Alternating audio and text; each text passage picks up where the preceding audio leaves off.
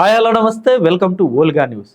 So ఈ photo చూసిన తర్వాత నాకు ఒకటైతే చాలా స్పష్టంగా ఒక క్లారిటీ అయితే వచ్చింది. నాయకులు అందరూ ఒకటే, ఇటు వైసీపీ కాదు, ఇటు టీడీపీ కాదు, ఇటు జనసేన కాదు, ఈ ఏ పార్టీతో సంబంధం లేకుండా ఎప్పటికైనా వాళ్ళందరూ ఒకటే. కేవలం కింది స్థాయిలో ఉండే కార్యకర్తలు మాత్రం ఎప్పటికీ కొట్టుకొని చస్తుంటారు. ఈవెన్ జైలు జీవితం గడపాలన్న కార్యకర్తలే, కోర్టు చుట్టూ కార్యకర్తలే. వీళ్ళు మాత్రం చాలా సేఫ్ సైడ్ ఉంటారు. ఇక్కడ మనం ఫోటోలో చూసుకోవచ్చు. జోగి రమేష్ గారు 2019 నుండి 24 వరకు లోకేష్ గారి మీద, చంద్రబాబు నాయుడు గారి మీద, ఇటు పవన్ కళ్యాణ్ గారి మీద తీవ్ర స్థాయిలో విమర్శలు చేసిన వ్యక్తి.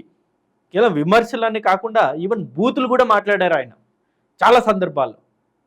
సో అలాంటి వ్యక్తి నిన్న టీడీపీ పార్టీకి సంబంధించిన ఒక ప్రోగ్రాంలో ఇలా మెరవడం జరిగింది.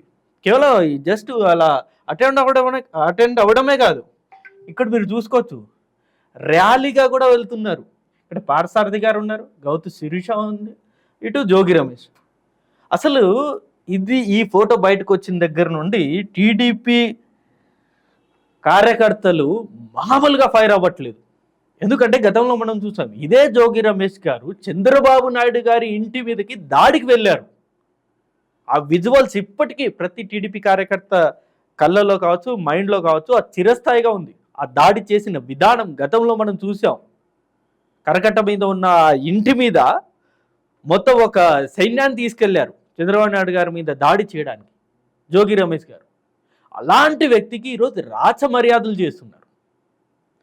అసలు రాజకీయం ఎడ్డుపోతుందో అని చెప్పేసి ఇప్పటికీ స్టిల్ టీడీపీ కార్యకర్తలు ఫుల్ ఫైర్ మీద ఉన్నారు. దీనికి సంబంధించి నారా లోకేష్ గారు కూడా చాలా ఫైర్ అయ్యారు. గౌతు శిరీషకి ఆల్రెడీ నోటీస్ ఇవ్వడం జరిగింది.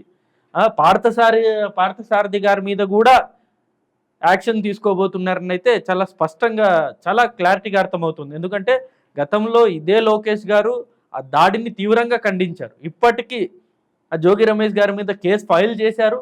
గతంలో దాడి జరిగిన అంశం మీద చాలా సీరియస్గా ఉంటే వీళ్ళు మాత్రం ఇలా అధికారిక పార్టీలోనే ఒక చీఫ్ గెస్ట్గా ఆయన్ని ఆహ్వానించి ఇలా సన్మానం చేయడము, లేకపోతే ఆయన్ని కలుపుకొని ఇలా ర్యాలీలు చేయడం ఏంటా అని చెప్పేసి కూడా టీడీపీ కార్యకర్తలు అయితే ఫుల్ ఫైర్లో ఉన్నారు.